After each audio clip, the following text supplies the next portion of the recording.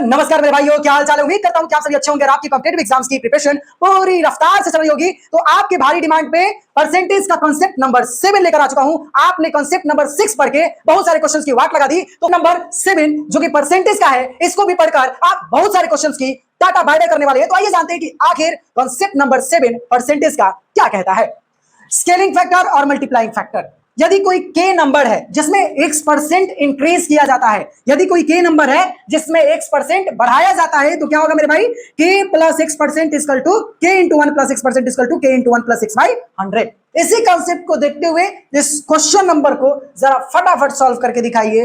एक संख्या जो कि 16% बढ़ने पर 1914 हो जाती है, तो यह संख्या बताइए। तो इसको कैसे सॉल्व करेंगे, तो समझिए कितना परसेंट बढ़ रहा है, 16%। 16% का फ्रैक्शन क्या होगा, 4%।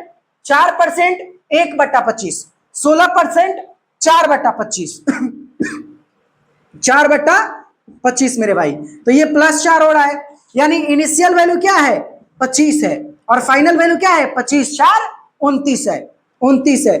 और 29 का ही तो वैल्यू मेरे भाई 1914 दिया है। 29 का ही तो मेरे भाई वैल्यू 1914 दिया है। तो 29 जो है 1914 से कितना गुना है, ये कैसे पता चलेगा, जब आप 29 से 1914 को डिवाइड कीजिएगा। ठीक है, तो 29 से 1914 को डिवाइड कीजिए। ठीक है, 29 का टेबल सुनाइए। 29 का मान 29 29 145 29 174 29 174 11 में से 4 गया 7, 8 में से गया 1 4, 29 174, यानी कितना गुना है मेरे भाई, 66 गुना है। तो ये भी कितना गुना आएगा मेरे भाई, 66 गुना आएगा। ठीक है, तो 25 में 66 से जब आप मल्टीप्लाई कीजिएगा तो कैसे कीजिएगा, 50 60 यहां पे लिख दीजिए आप शॉर्टकट में, 60 प्लस 6, 60 प्लस 6, 25 छक 150, यानी 1500 आ गया, और 25 छक 150, यानी मेरे भाई हो गया 1650। 1650 ऑप्शन नंबर ए।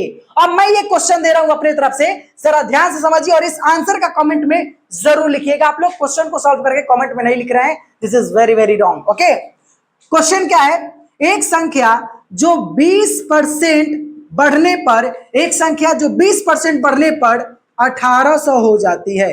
एक संख्या जो 20% बढ़ने पर 1800 हो जाती है, तो यह संख्या है। इस क्वेश्चन का आंसर सॉल्व करके आप कमेंट में जरूर लिखिएगा।